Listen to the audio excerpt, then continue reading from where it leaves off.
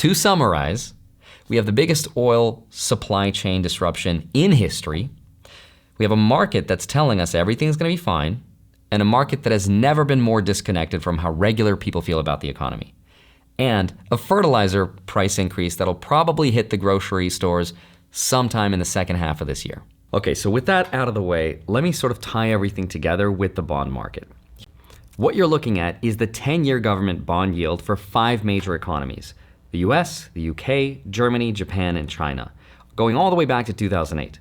Now, remember, a bond yield is basically the interest rate a government has to pay to borrow money.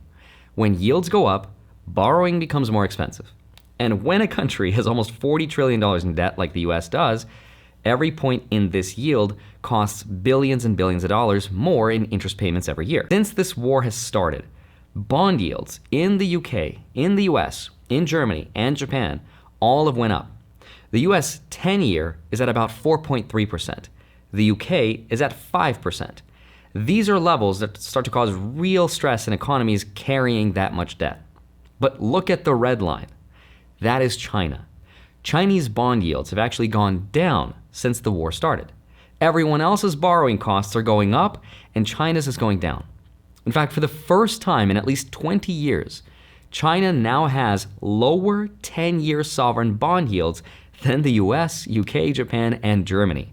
And what that means is, in a crisis, the world's money is moving toward China, right? That is the safe haven now.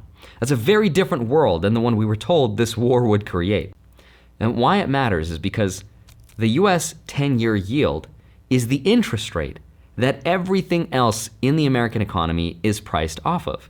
Mortgage rates, car loans, corporate borrowing, credit cards, they all move with that number. And there's a level at which the cost of servicing America's debt becomes a huge problem. And that is somewhere around 4.6 to 4.8%. We are not that far from that number right now.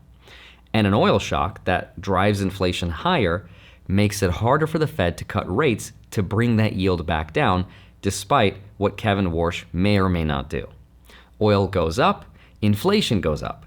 The Fed can't cut, yields stay high or go higher, so the cost of the debt goes up, the deficits get bigger, and the cycle feeds on itself.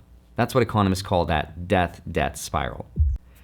The theory is that disrupting Middle Eastern oil flows and cutting off cheap oil from places like Venezuela would hurt China and Russia more than it would hurt the US.